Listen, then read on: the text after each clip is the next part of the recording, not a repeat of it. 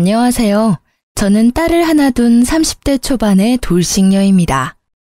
저도 제가 이렇게 이른 나이에 이혼을 하고 이렇게 사연을 올리게 될 줄은 몰랐죠. 제가 남편과 결혼을 하게 된 결정적인 원인은 속도 위반에 있었습니다. 남편과 저는 소개팅으로 만난 사이였어요. 서로 말이 잘 통하고 개그 코드도 맞았기에 저희는 금방 친해졌고 사귀게 되었죠. 사실 그 당시에는 결혼까지 생각한 건 아니었어요. 그러기엔 제가 너무 어렸으니까요. 그런데 크리스마스 날에 둘 다 술을 마시고 실수를 한 거죠. 그렇게 딸아이가 생겨서 결혼을 하게 된 거였어요. 그래도 사랑하지 않는 사람은 아니었고 언젠가는 결혼을 해야 하는데 그날이 일찍 온 것뿐이라고 저를 다독이며 결혼의 앞날이 반짝이기만을 기대했어요. 그런데 시모와 만난 날에는 그 기대가 푹 꺾이더라고요. 저를 보는 시선이 쎄하더라고요. 같이 밥을 먹는 자리에서 남편이 잠깐 볼일 보러 나가자 제게 듣고 있기 힘든 말을 쏟아내더라고요. 너 같은 게 언감생신 내 아들을 넘보다니 분수를 모른다며 애가 져서 결혼하면서 네가 우리 아들 앞길 막은 거다라고 엄청난 악담을 하셨죠. 그때 이 결혼에 대해 다시 생각해봤어야 했는데 이미 생긴 아이에게 아빠 없이 자라게 하는 건 너무 가혹하다는 생각으로 참고 견뎠어요. 결국 시모의 혹독한 소리에 저는 결혼과 관련된 모든 것을 조금도 모자람 없이 해내야 했어요. 제 돈으로 혼수를 들이면서 집을 마련하는 것조차 제 돈을 보태야 했어요. 그러나 그 뒤에도 시모의 괴롭힘은 멈추질 않았어요. 그리고 저도 점점 나이가 먹어가면서 참는 게 능사가 아니라는 걸 배워가고 있었어요. 제가 저를 무시하고 매도하는 시모와 처음으로 싸운 건 결혼 3년 만의 일이었어요. 명절 전날 전을 굽기 위해 시댁으로 갔던 저는 여느 해와 다름없이 뜨거운 불 앞에 앉아 혼자 전을 굽고 있었어요. 시모는 앉아서 TV를 보고 있었고요. 남편은 그 자리에 아예 없었죠. 그런 제게 회사에서 전화가 왔더라고요. 전화를 받았더니 급하게 해결해야 할 일이 생겼다며 제게 잠깐만 회사에 나왔다 가라고 하더군요. 안 될 것 같다고 이야기했지만 사안을 들어보니 제가 관여된 일이라 어쩔 수 없이 직접 가야 하는 상황이 되었어요. 결국 저는 시모에게 죄송하다고 몇 번이나 이야기하고 회사를 다녀왔어요. 늦은 오전에 갔다가 그래도 오후 3시 이전에 시댁에 돌아왔어요. 저 나름대로 빨리 왔다고 생각하며 조심스럽게 시모에게 말을 걸었죠. 어머님, 저 왔어요. 죄송해요. 남은 건 제가 할 테니까 가서 쉬세요. 그렇지만 정작 부엌 상태를 보니 시모가 한 일은 아무것도 없었어요. 제가 일하고 있는 동안 시모는 여전히 TV를 보며 쉬고 계셨던 거죠. 그래도 일찍 와서 제가 시간 내에 다 할 수 있을 것 같아 다행이라고 생각하고 있었는데 시모가 거실 소파에 앉아 한숨을 푹푹 쉬며 이렇게 말하더라고요. 정말 못 배워먹은 애들은 어딜 가도 티가 나네. 우리 정환이가 옛날에 사귀던 애는 싹싹하고 경우가 바르던데. 인물이면 인물, 집안이면 집안, 성품이면 성품. 뭐 하나 빠지는 구석이 없던 애를 놔두고 어떻게 이 집안에 저런 애가 며느리로 들어와서는 얼굴이 못생겼으면 일이라도 잘해야지. 이도저도 아닌 저런 애를 데려와 갖고는. 저는 그 말에 머리가 지끈거리는 걸 느꼈어요. 하루 이틀 일도 아니고 매번 남편의 전 여자친구 이야기를 하시니 이제는 귀에 딱지가 앉을 지경이었거든요. 결혼하고 3년간 내 말을 다 듣고 있었으면서도 꿋꿋하게 아들 옆에 붙어있는 걸 보니 뻔뻔하고 징그럽기까지 하니 원.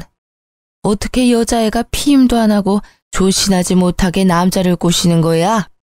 머리에 든 게 없는 애들이 그런 쪽으로만 빠르지. 안 그러니? 그런 일만 없었어도 우리 정환이 인생이 펴는 건데 아우 속상해. 너 볼 때마다 아주 화병이 날 것 같아. 결국 저를 향한 날카로운 시모의 그 말에 저도 뚜껑이 열리고 말았어요. 그래서 결국은 가두고 있었던 감정들을 모두 시모에게 쏟아 부어버렸어요. 어머님, 말씀이 좀 지나치시네요. 아니, 애는 혼자 가져요? 제가 싫다는 남자 꼬셨다 하더라도 지도 마음이 동했으니까 애가 생긴 거잖아요. 그럼 아들 탓도 하셔야지. 왜 제 탓만 하시는 거예요? 피임을 저만 하면 뭐예요? 어머님 아들도 피임을 안 했으니 애가 생기겠죠. 애가 생겨서 결혼한 게 그렇게 화날 일이시면 저 말고 정환 씨한테 가서 따지세요. 정환 씨한테는 한마디도 못하면서 제가 만만하니까 저만 잡는 거잖아요. 그리고 정환 씨 옛날 여친이 얼마나 대단했는지는 모르겠지만 지금 정환 씨랑 살고 있는 거 저예요. 어머니 옆에서 그 모진 소리 들어가며 명절 생신 제사 다 챙기는 건 저라고요. 어머 얘 좀 봐. 네가 감히 나한테 따진 거니? 하늘 같은 시어미한테 지금 말 대답한 거야? 이거 봐. 교양이 없으니 이런 막대 먹은 소리가 나오지. 네가 진짜 배운 게 있으면 어른한테 그런 소리 하겠니? 정말 기가 막혀서 이런 것도 며느리라고 교육을 해야 하는 나는 무슨 잘못이니? 그리고 여자가 마음 먹고 덤비면 안 넘어갈 남자가 어딨어. 애만 안 생겼어도. 어머님은 교양이 있으셔서 당신 아들의 딸 낳아준 며느리한테 그런 말 하는 거였어요? 말대답이 아니라 이제까지 못한 바른 말 한 겁니다. 저를 며느리로 대하고 싶지 않으시면 그렇게 하세요. 저도 시어머니로 모시지 않을 테니까. 그리고 제가 애 생겨서 결혼한 거에 반감 가지신 것 같으니까 제 딸은 이제 앞으로 어머님께 보여드리지 않을게요. 도대체 애가 무슨 잘못이에요? 전 제 딸 그런 소리 들으면서 자라게 둘 생각 없으니까. 결국 굽고 있던 전을 던져버리고 저는 딸과 친정으로 돌아갔어요. 명절 전날 친정에 온 저를 보고 친정 부모님은 모두 놀라셨지만 화가 나 씩씩거리는 제 모습에 크게 뭐라 하진 않으셨어요. 그도 그럴 것이 두 분은 제 성격을 잘 아시잖아요.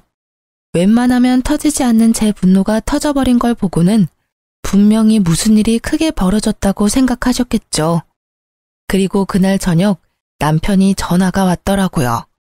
받지 않으려다가 이번 기회에 시모 버릇을 고쳐야겠다고 생각했죠. 무슨 일이야? 냉정한 제 목소리에도 남편은 제 화내기에 바빴어요.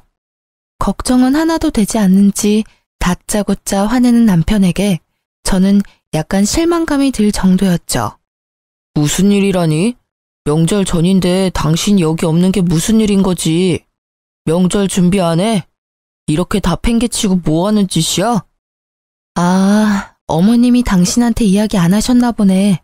그러니 당신이 나한테 화를 내지. 무슨 일 있었는지 못 들었어? 내가 명절 전날 친정에 오게 만들 만큼 충격적인 말을 하셨는데 당신한테는 알리고 싶지 않으셨나 봐? 엄마가? 별말 없으시던데.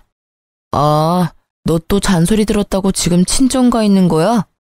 매번 듣는 이야기 때문에 지금 시위하는 거지? 네가 어린애야? 생각을 좀 해봐. 엄마 잔소리가 하루 이틀 일도 아닌데 왜 새삼스럽게 굴어? 잔소리라면 잔소리지.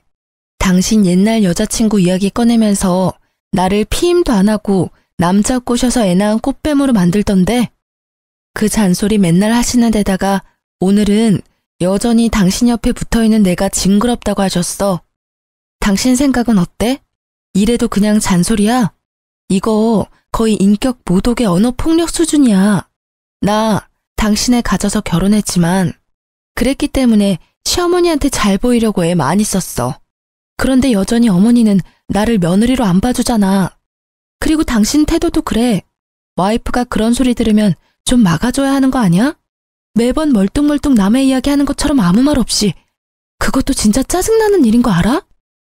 제 말에 남편도 놀랐는지 잠시 폰 너머로 말이 없더군요. 이제껏 시모가 저를 탓하고 무시해도 참아온 건 저였어요. 남편은 마치 아무런 말도 듣지 않은 것처럼 행동했고요. 이야기를 하다 보니 그런 남편에게 화가 치밀더라고요.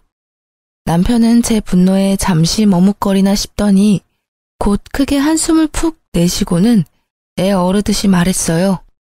당신이 참고 넘기면 될 일이잖아. 늙은 모친이 옛날 생각나서 그런 말 하는 거 그냥 넘기던지 한 귀로 흘리던지 하면 될 일이지. 다짜고짜 정 굽다가 날라버리면 뒷수습은 누가 해? 어차피 지금 나는 당신이랑 살고 있잖아. 그럼 상황 끝난 거지.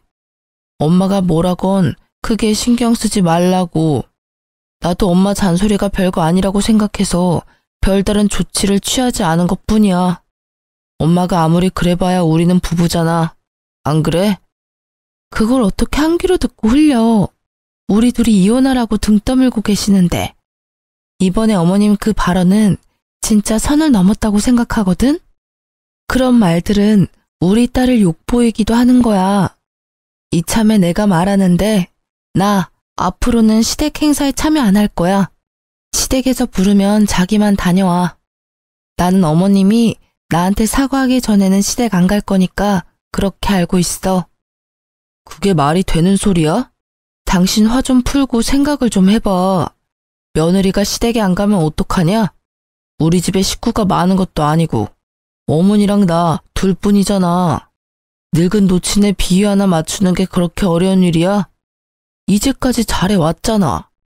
그럼 앞으로도 그렇게 지내면 되는데 왜 분란을 일으켜? 그래, 비위.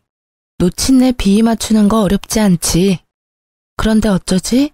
기분이 더러워서 정말 미쳐버릴 것 같거든. 그리고 정신이 막 오염될 것 같거든. 그러니까 절대로 안 가. 어머님은 나한테 절대 사과 안 하실 테니까 영원히 그 집에는 못 갈지도 모르지. 그러니까 이제까지 어머니랑 내 사이 외면했던 당신이 중간에서 열심히 힘 좀 써. 결국 남편은 제 분노를 이기지 못했죠. 평소 조용하던 사람이 화내면 무섭다는 이야기가 진짜인 건지 화를 내는 제 모습에 놀란 듯 그 뒤로는 시댁 행사에 절 부르지 않았어요. 저는 그렇게 시댁에 가지 않게 됐고 행사가 있을 때나 명절에는 남편만 보냈어요. 시모가 분명히 남편에게 제 욕을 하고 있을 테지만 직접 듣는 것도 아닌데 상관없잖아요. 이렇게라도 시모 얼굴을 보지 않으니 속은 편하더라고요. 그렇게 제 결혼 생활은 잘 유지되는 것 같았어요. 물론 시모와의 트러블이 있었지만 고통받으며 사는 것보다는 훨씬 좋았거든요. 다른 사람과 척을 지고도 이렇게 편안한 건 그만큼 제가 그동안 스트레스를 많이 받았던 거라고 생각해요. 이 홀가분함이 오래 갈 거라고 생각한 것도 잠시, 정작 결혼 생활을 무너뜨린 건 시모가 아니라 남편이더라고요. 여느 때와 마찬가지로 일하고 돌아온 남편이 목욕하러 들어간 시간에 저는 집 청소에 열중이었어요.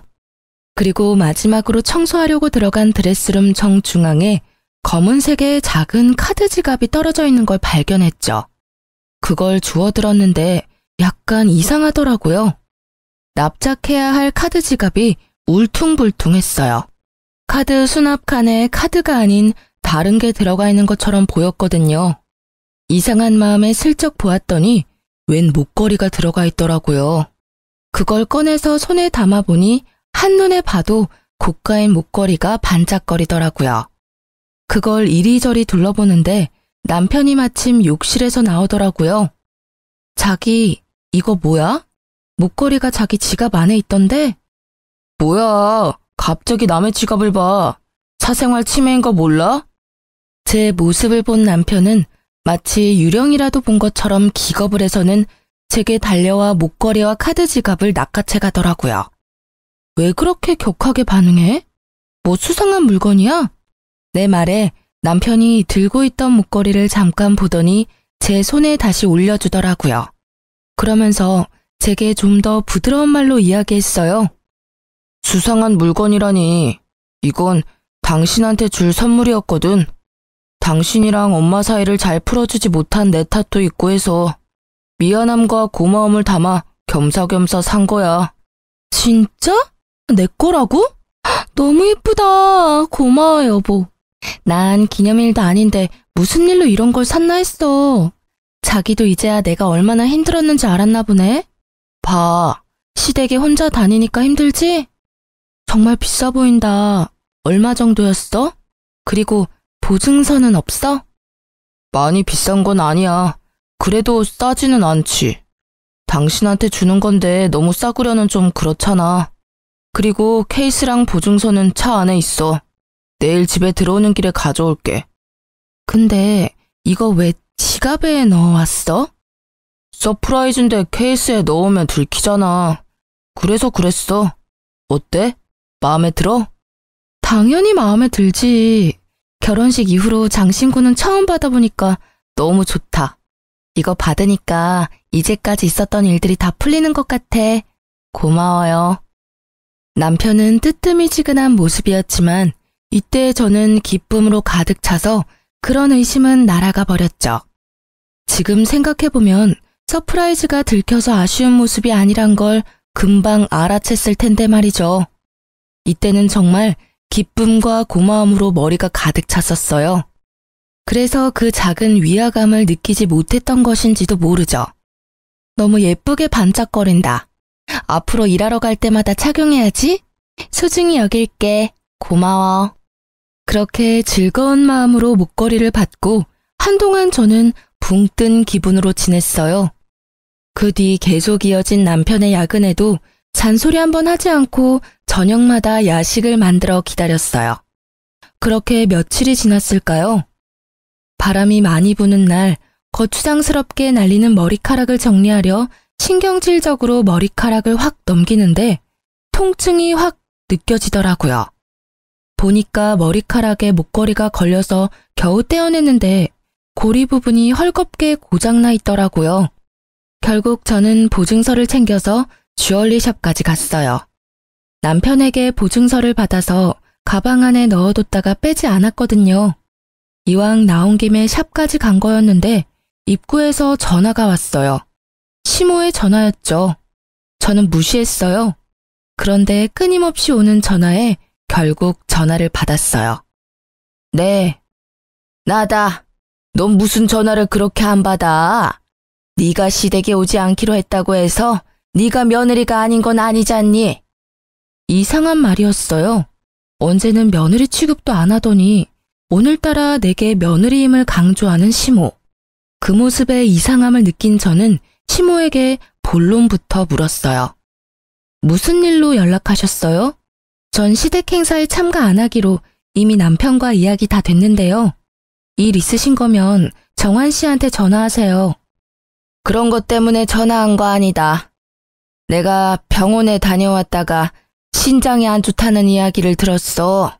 무리를 하면 안 된다고 의사가 신신당부를 하더라. 내가 너 그동안 아나무인으로 군 거 다 용서해 줄 테니 집에 와서 집안일 좀 도와. 합가하라는 건 아니니까 저녁이나 낮에 시간 날 때 와서 집에 와서 청소도 하고 빨래도 하고 반찬도 좀 해놓고 가거라. 내가 다 하려니 영 무리가 돼서 힘이 딸려.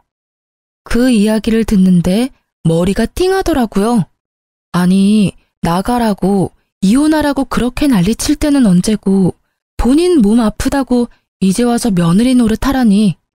어이없는 자기중심적 사고에 저는 더 싸늘해졌어요. 남편이랑 상의해 볼게요. 우리도 맞벌이고 경제적인 부분에서 저 혼자 결정하는 건 아닌 것 같아서요. 그리고 육아도 도맡아 하는 저한테 그런 집안일 시키는 건 너무 하시는 거 아니에요? 필요한 거 있으면 정환 씨한테 말씀하세요. 정환이는 내가 아픈 거 몰라. 꼭 바쁜 애를 그렇게 귀찮게 해야겠니? 너야 며느리니까 당연히 내 수발 드는 건 당연한 거고. 내가 다 용서해준다고 하는데도 왜 이렇게 딱딱하게 구는 거니? 정말 하나부터 열까지 정이 안 가는 애야. 정이 안 가시면 부르지를 마세요. 기껏 전화해서는 또 이런 이야기 하시려고 한 거면 끊을게요. 그리고 집안일 해주실 분 찾는 거면 차라리 돈 주고 가사 도우미님을 부르세요. 그게 훨씬 어머니한테 도움될 것 같으니까요. 폰 너머로 뭐라 떠드는 시모의 말을 무시하고 전화를 끄는 저는 신경질적으로 남편에게 전화를 걸었어요. 몇 통이나 걸었는데 받지 않더군요. 결국 알아서 전화 오겠지 하는 마음으로 일단 목걸이부터 고치기 위해 주얼리샵으로 들어갔어요. 저는 목걸이를 보여주며 수리를 맡기려고 한다고 직원에게 말했어요. 그런데 갑자기 그 직원이 목걸이를 유심히 보더니 나를 불손한 눈빛으로 바라보기 시작하더라고요. 죄송하지만 고객님, 이 목걸이 직접 사신 거 아니시죠? 이거 어디서 가져오신 거예요? 본인 물건 아니지 않아요? 네? 그게 무슨 말이에요? 그건 제가 남편에게 받은 제 목걸이예요.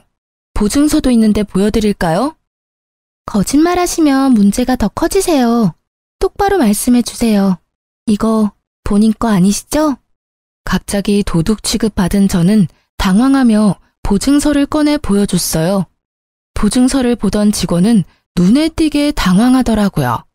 보증서 때문이 아니라 제가 말한 남편이라는 말을 듣고서요. 진짜가 맞는지 확인해 보세요. 이걸 사러 왔다는 사람 얼굴도 보여드릴 수 있어요. 그럼 누가 산 건지 확인이 되겠죠? 여차하면 남편 불러와도 상관없고요. 직접 사왔다고 했으니 CCTV도 있을 거고. 제 말에 직원의 얼굴이 갑자기 사색이 되더라고요. 처음엔 그 모습이 저를 도둑으로 몰아서 그런 거라고 생각했어요. 죄송해요. 제가 착각했나 봐요. 그런데 그런 것 치고는 처음에 직원이 너무 과하게 아는 척한 게 신경이 쓰이더라고요. 아니요, 착각한 거 아닌 것 같은데. 분명히 목걸이 보더니 바로 저한테 제 거 아니라고 하셨어요. 이 물건이 여러 개 팔렸을 텐데 어째서 저한테 콕 집어 그런 말 하셨어요? 대답 여하에 따라 여기 본사의 직원분 행동에 대해 불만 제기할 거예요. 거의 협박이나 다름없는 제 말에 직원은 울상을 지으며 자기가 알고 있는 걸 실토했죠. 죄송해요. 사실은 그 목걸이 뒤에 작게 이니셜이 되어 있는데 제 친구가 선물 받았을 때 새긴 거랑 똑같아서. 저는 쎄한 마음에 목걸이 뒤쪽을 살펴봤어요. 그랬더니 아주 작게 이니셜이 되어 있더라고요. 그런데 제 남편 이름, 제 이름의 이니셜이 아니었어요. 거기 새겨진 날짜도 저의 기념일이 아니었고요. 그런데 그 이니셜을 보니 딱 하나 기억이 나더라고요. 그 이니셜과 똑같은 이니셜을 가진 남편의 전 여친이. 저는 황급히 폰을 꺼내 남편 사진을 보여주며 말했어요. 이 목걸이 산 사람이 이 남자가 맞나요? 직원이 고개를 끄덕이자 저는 머리로 순식간에 열이 오르는 것을 느낄 수 있었어요. 온몸이 부들부들 떨렸죠. 배신감과 분노로요. 전 여친과 여태껏 만나고 있으면서 나를 속인 남편이나 아프다는 이유로 며느리 취급도 안 하던 내게 이제와 며느리 노릇하라며 식모처럼 부리려고 하는 시모까지, 이 시댁에 있는 인간들에게 한 줌 남아있던 미운 정까지 뚝 떨어졌거든요. 그 자리에 있는 직원들이 불쌍한 사람처럼 나를 보는데 어찌나 부끄럽던지. 저는 그 자리에서 결심했어요. 그 집안과 인연을 끊겠다고요. 그날 저녁 저는 남편을 기다리고 있었어요. 그런데 남편은 밤늦도록 들어오지 않더군요. 자정이 되자 메시지가 하나 오더라고요. 오늘 본가에서 잘 거야. 라는 문자. 감이 올 수밖에 없었어요. 지가 바람피는 걸 내가 알았다는 걸 알고는 피한 거예요. 그 직원이 상간녀의 친구였으니 바로 이야기해줬겠죠. 저는 남편의 행동이 너무나 괘씸해서 참을 수 없었어요. 이런 일이 생겼다면 제게 찾아와 울고불고 싹싹 빌어도 용서해 줄까 말까인데 아예 상종을 하지 않겠다는 그 생각이 열받았어요. 어차피 인연 끊는 거 이 남자 아니라 시댁에 이야기하면 될 것 같아서 다음날 아침이 되자마자 저는 시댁으로 찾아갔어요. 그런데 시댁으로 가니 시모는 제가 본인 병수발 들러온 줄 알더라고요. 예, 잘 왔다. 아무리 성격 나쁘고 배운 게 없어도 며느리는 며느리지. 시모가 아프다는데 이렇게 달려와야 하는 게 당연한 거 아니니? 죄송한데 그건 거절해야겠어요. 혹시 어머님도 알고 계셨나요? 그이가 바람 피우고 있는 거. 뭐? 그게 갑자기 무슨 소리니? 걔가 바람을 피워? 에이, 설마.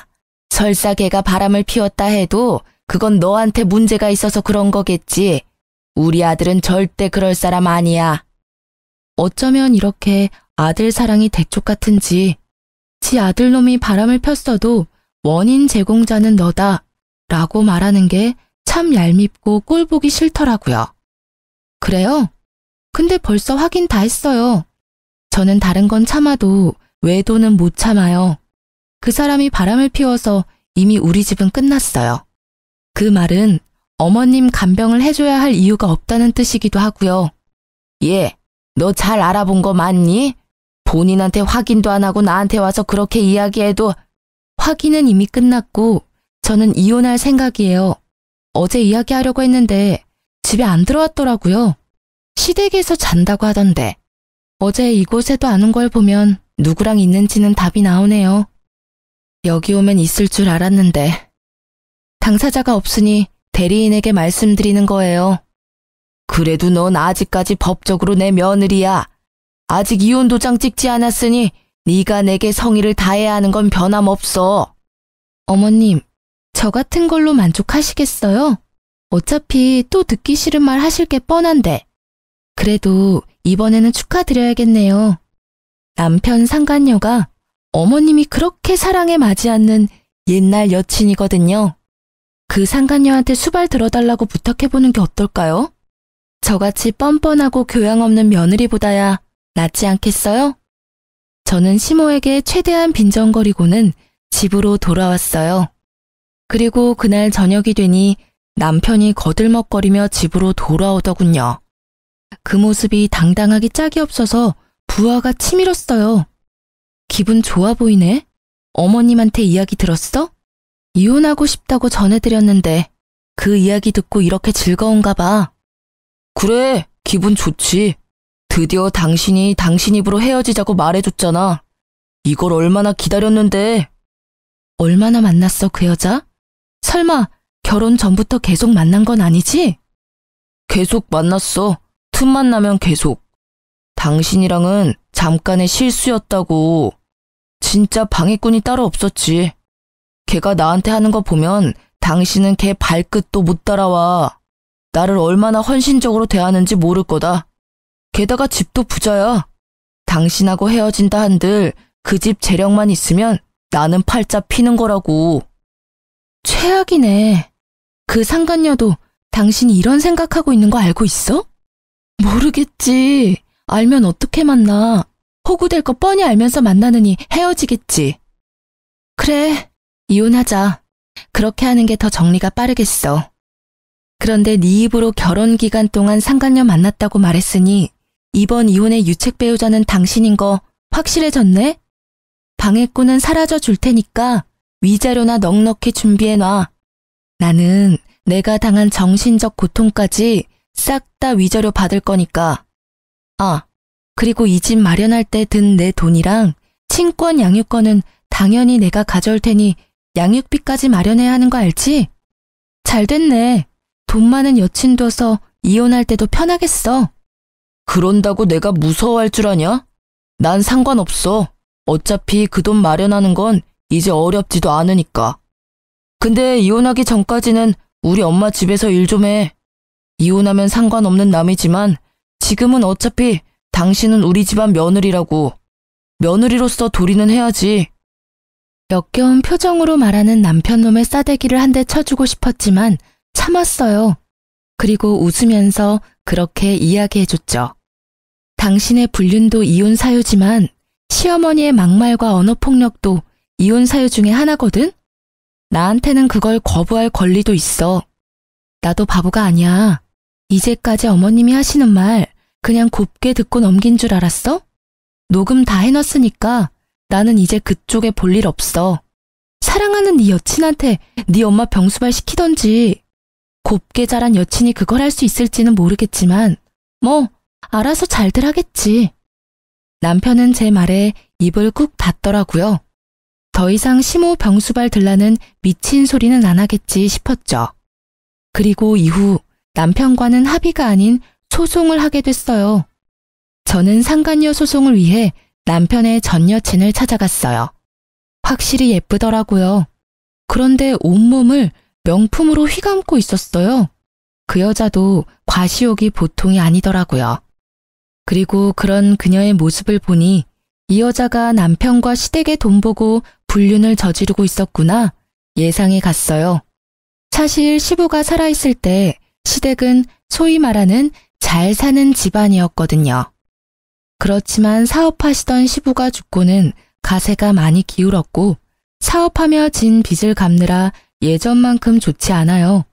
그냥 중산층 정도일 뿐이거든요. 그런데 그 여자는 그것도 모른 채 저한테 주저리 말하더군요. 현명한 결정 고마워요. 어차피 오빠가 저를 잊지 못해서 제게 돌아올 건 기정사실이었을 테니까요. 당신과의 사이에 애가 생기지 않았으면 저와 결혼했을 거예요. 물론 그 시기에 제가 오빠와 헤어져 있긴 했지만 마음까지 헤어진 건 아니었거든요. 제가 오빠와 사귄 게 먼저였으니까 그쪽 분이 저한테는 불륜녀나 다름없는 상황이었거든요. 애가 생기지 않았다면 오빠도 저를 떠나지 않았을 테고 말이에요. 그럼 당신도 애 가지지 그랬어요. 그랬으면 당신한테 돌아가고 내가 버림받았을지도 모르는데 왜 그렇게 안 했는지 궁금하네요. 그때는 별로 그렇게 좋아하지 않았나 보죠? 뭐 어쨌든 이런 말 들으려고 만나자고 한 건 아니고 상간녀 소송할 거니까 그렇게 알고 있으세요. 위자료 준비 잘 하시고요. 그래도 집이 잘 사는 것 같아 다행이네요. 온통 명품이라 위자료 못 받을 걱정은 안 해도 될 것 같아요. 어차피 그 위자료도 제가 내는 거 아닌데요. 전 어차피 그만한 돈도 없어요. 오빠가 다 내줄 거예요. 제가 뭐 때문에 오빠랑 결혼하는 건데요. 오빠가 다 알아서 한다고 했으니 제가 신경 써야 할 일은 없는 거죠. 이렇게 만나자고 한 것도 의미 없는 일이지만 그래도 전 와이프인데 인사 정도는 해야 할 것 같아서. 이야기를 들으니 남편을 봉으로 삼으려고 결혼하는 게 한눈에 보이더라고요. 그 오빠는 당신한테서 돈 뜯어내서 위자료 주려고 생각하고 있는데 이 말을 꺼내지 않으려고 얼마나 참았는지 모르죠? 제 발로 죽을 자리 찾아가는 상간녀를 제가 말릴 필요가 있나요? 그냥 제 꾀에 제가 넘어가는 걸 감상하는 게 더 재밌잖아요. 그래서 저는 한껏 웃어줬어요. 상간녀는 제가 괜히 허세 부린다고 생각한 건지 코웃음을 치며 저를 비웃더라고요. 그 모습이 어찌나 가소로운지 하마터면 다 말해줄 뻔했어요. 그치만 그러면 이 여자한테 복수할 수 없을 테니 시댁 상황에 대해서는 함구했어요. 결국 이혼하면서 저는 전 남편에게 위자료를 왕창 뜯어오게 됐어요. 결정이 났거든요. 위자료 결정되자마자 두 사람은 냉큼 혼인신고부터 올렸더라고요. 우습게도 서로의 경제적인 상황도 모르면서 빨리 혼인해서 법적으로 맺어져야 상대방이 자신의 위자료를 내줄 거라고 생각했던 것 같더라고요. 서로가 빈털터리인 줄도 모르고서는 한두 달 동안 카톡 프로필에 달달함 가득에 매일매일 새로운 프로필이 올라오더니 그 뒤부터는 아예 프로필이 각자 독사진으로 바뀌더라고요. 이때쯤 되니 두 사람 관계가 그리 순탄치는 않구나 하는 예감이 들었어요. 그리고 그 예감의 쐐기를 박는 게 전 시모의 연락 때문이었어요. 몇 번을 전화해서 한 번만 만나자고 사정을 하길래 한 번 만나주겠다고 하고 집 근처로 불렀죠. 또 무슨 어이없는 말을 하려나 하고 기다리던 그때 전 시모는 제 손을 부여잡고는 간절하게 말하더라고요. 예, 며느라가 너 우리 아들이랑 제발 다시 합치면 안 되겠니? 재결합 한번 신중히 생각해봐, 응? 갑자기 이러시는 이유를 모르겠네요. 저희 이미 헤어졌고 더 이상 감정조차 없어요. 게다가 그런 말을 하실 거면 어머님이 아니라 그 사람이 직접 와야죠. 그 고얀 년이 글쎄 나랑 같이 못 산다고 하지 않니? 명절 제사 때도 안 오고 결혼하고 나서 아무것도 안 하겠다고 땅 못 박더라. 어떻게 사람이 그래? 내가 지를 얼마나 잘 챙겨주고 딸같이 대했는데 아픈 시모 모시라는 게 그렇게 힘든 일이니? 그러면서 그 당돌한 게 뭐라는 줄 아니? 나를 모시고 살 거였으면 우리 아들이랑 애초에 결혼 안 했을 거라고 하더라. 결혼하고 며칠 지나지 않아서 그런 말을 하더라고. 아, 그러셨어요? 그치만 어머님이 그 상간녀를 무척 좋아하셨으니까 다 이해하시고 넘어가셔야죠. 저한테도 누누이 말씀하셨잖아요. 그 상간녀가 얼마나 싹싹하고 야무진지. 그리고 그걸 저한테 와서 호소할 일은 아니지 않나요? 아드님한테 가서 말씀하세요. 아들? 그놈도 매 한 가지야. 내가 몇 번 집에 일하러 오라고 했다고 아들한테 일러 바쳤는지 화가 나서 나한테 전화해서는 엄마네 집에 안 오겠다고 소리치고 끊더라고.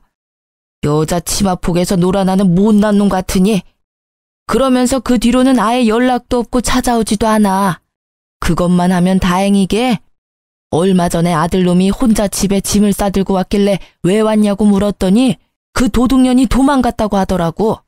그러면서 대출받아서 산 집도 그년이 팔아먹어서 결국에는 빚만 남았다고. 전 시모는 속에서 열불이 나는지 그 이야기를 하는 내내 탁자 위에 있던 찬물을 벌컥벌컥 들이키더군요. 그 이야기를 듣는 저는 그냥 웃겼어요. 저랑 헤어지고 잘 살 거라며 떵떵거리던 남편이 어떤 꼴로 지내는지 알게 되니 너무 유쾌하더라고요. 웃긴 건 시모와 전 남편도 그 상간녀를 봉으로 생각했는데 상간녀가 먼저 그걸 캐치하고 초스피드로 배신을 했다는 점이었죠. 그렇게 중내만에 할 때는 언제고 돈 하나에 이렇게 1년도 안 돼서 찢어지는 부부라니. 시모가 계속 끈질기게 저와 전 남편의 재결합을 요구하자 제가 시모에게 딱 잘라 말해줬어요. 상간녀가 좋다고 할 때는 언제고 이제 와서 이러세요? 그런 말씀하실 거면 여기서 헤어지는 게 좋겠네요. 저는 아직도 어머님이 저한테 하신 인격 모독 같은 말들을 다 기억하고 있기 때문에 지금 이렇게 얼굴 보는 것도 사실은 힘들거든요. 그러니까 저는 이만 가볼게요. 그럼. 아이고, 얘야, 나 좀 봐라, 어? 늙은 시모가 배지도 않아? 결국 길거리에서 난리치는 모습에 한숨을 푹 쉬며 전 남편에게 전화했어요. 예상과는 달리 한 번에 전화를 받는 남편 놈에게 말했어요. 당신 어머니 우리 집 근처에 계시거든? 와서 모시고 가. 안 데리고 가면 나 경찰에 신고할 거야. 결국 전 남편이 시모를 모시러 왔더군요. 크게 변한 건 없지만 초췌한 모습이더라고요. 꼴 좋다 싶더라고요. 나랑 헤어지자고 큰 소리 뻥뻥 칠 때는 그렇게 좋아 죽더니 곧 죽어갈 것 같은 모습을 보니 오히려 웃겼어요. 저기, 엄마는 내가 데려갈게. 그리고 당신 아직도 혼자면 우리 다시 시작해볼 생각은 없어? 뭐? 이제 와서 무슨 소리야? 우리 이미 다 끝났어. 아니 왜 나한테 이러는 건데? 이해가 안 가. 그 상간녀랑 잘 살겠다며 나한테는 이혼해줘서 고맙다더니 왜 이제 와서 후회야? 나도 잘 살 줄 알았지. 그런데 우리가 살던 집이 당신이랑 내가 돈을 반씩 부담해서 산 거라 재산 분할할 때 돌려줘야 한다고 하니까 그 뒤부터 사람이 바뀌더라고. 며칠간 분주하게 여기저기 돌아다니는 것 같더니 결국 그 며칠 뒤에 도망갔고, 알고 보니까 그 집도 완전 빈털털이더라고. 어릴 때 사귈 때는 돈 많은 집이라고 알고 있었는데 다 날 속인 거였어. 진짜로 미안해. 나 진짜 속아서 이혼하고 속아서 재혼한 거야. 참 잘하는 짓이다. 마누라 버릴 때는 그런 거 눈에 안 들어오지? 나는 혼인 기간 중에 나 속이고 다른 여자랑 놀아난 남자하고는 재결합할 생각 추호도 없어. 그리고 이미 애가 생겨서 결혼한 며느리한테 내가 아니라 다른 여자를 며느리 삼고 싶다고 말하던 저 미친 아줌마랑 같이 살 생각은 더더욱 없고. 그러니까 다른 데 가서 알아봐. 그리고 아무리 힘들어도 위자료는 꼭 줘. 내가 쓰는 거 아니고 내 딸이 쓸 거니까. 저는 불쌍한 말만 늘어놓으며 동정표를 사려는 두 사람을 남겨두고 집으로 돌아왔어요. 그리고 얼마 뒤 상간녀에게서 연락이 왔더라고요. 만나자고 하길래 저번에 시모와 만났던 카페로 오라고 했죠. 상간녀는 조심스럽게 주변을 살펴보며 들어오더니 제 앞에 앉아서는 다짜고짜 저에게 따지기 시작하더라고요. 당신 어떻게 그 집에 돈 한 푼 없는 걸 나한테 숨길 수 있어? 완전 빈털터리 집안이던데. 설마 나 엿먹으라고 말 안 했어? 엿먹으라고 말 안 한 거 맞고, 그리고 그런 건 당신이 먼저 알아봤어야 하는 거 아니야? 유부남 꼬셔서 재혼할 생각으로 가득 차 있었으면서 그런 건 왜 못 알아봤대? 내가 그런 걸 알려줘야 할 의리 같은 거라도 있었나? 제 말에 상간녀가 저를 째려보더라고요. 구구절절 다 맞는 말에 자기가 알아보지 못한 것도 본인 탓인데 왜 여기 와서 남 탓을 하고 있는지. 당신 때문에 내 인생 망쳤어. 나는 초혼이었다고. 그런 놈이랑 결혼을 하게 되다니. 내 계획은 그런 게 아니었다고. 그러니까 당신이 책임져. 책임지라고. 뭘 책임지라고 하는 건지 모르겠네요, 상간녀님. 제가 피해자고 당신이 가해자예요. 그래서 상간녀 소송에서 위자료까지 당신이 나한테 지급하라고 나왔잖아요. 잘 사는 부부 갈라놓더니 이제 와서 물리라고요? 어이가 없어서. 이미 저는 그 집안과 결별했고 당신은 그 집안 사람이니까 잘 살면 되는데 왜 여기 와서 이러는지 모르겠네. 상간녀 소송 취하해. 나 완전히 속아서 이 결혼한 거야. 그러니까 그 위자료 지금 못해. 아니 안 해. 이게 뭐야. 상간녀 소송비도 다 대줄 것처럼 하더니 정작 까보니 아무것도 모아둔 것도 없고 그 집마저 돈 안 내면 팔아야 될 상황이고 거기에 매달 양육비까지. 그런 거지 주제에 나한테 결혼하자고 혼인신고서를 가져와? 나쁜 새끼. 당신도 똑같이 나쁜 년이야. 그러니까 빨리 상간녀 소송 취하해. 다시 한번 나한테 그거 취하하라느니 내 탓이라느니 나를 비방하면 당신 시댁한테 당신 잡아가라고 전화할 거예요. 지금 그 사람들 피해서 도망 다니고 있다던데. 들키고 싶으신 거면 계속 여기서 저한테 말도 안 되는 소리 하세요. 이대로 그 집에 끌려 들어갈 건지 계속 내 탓하며 나를 괴롭힐 건지 알아서 결정하세요. 결국 제 엄포의 상간녀는 불이 나게 도망가더라고요. 줄줄이 저한테 찾아와 제 탓하는 것도 똑같고 서로의 잘못을 하소연하는 것도 똑같더라고요. 어째 그리 똑같은 사람들 셋이 만났는지. 그 뒤로 양육비 때문에 전 남편을 만났었는데 여전히 두 사람은 숨바꼭질 중이고 여전히 법적인 재혼 부부 사이라 새로운 사람도 못 만나고 있다고 하더라고요. 뿌린 대로 거둔 것이니 원망할 필요 없는데도 매번 볼 때마다 신세한탄하는 걸 보니 웃겼어요. 이혼 소송 후 저는 위자료 듬뿍 받아서 딸과 새로운 삶을 시작하고 있어요. 전 남편의 배신의 영향이 큰 탓에 아직까지 재혼 생각은 크게 없어요. 아이를 위해서 아빠가 있었으면 하지만 전 남편처럼 미친놈 만날까봐 겁나서 엄두가 안 나요.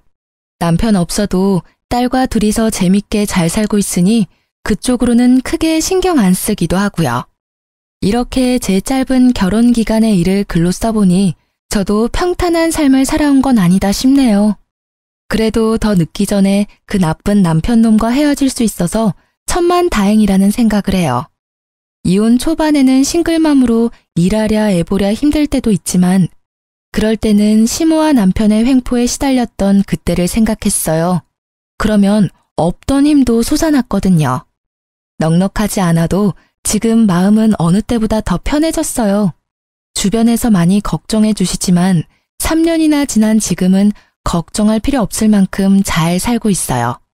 함께 걱정해 주셨던 분들과 저를 지탱해 주셨던 분들에게 감사한 마음으로 하루하루를 살아가고 있어요. 그리고 지금 외도로 힘들어 하실 분들이 만약 제 글을 보신다면 용기를 내세요. 참고 있다가는 언젠가 폭발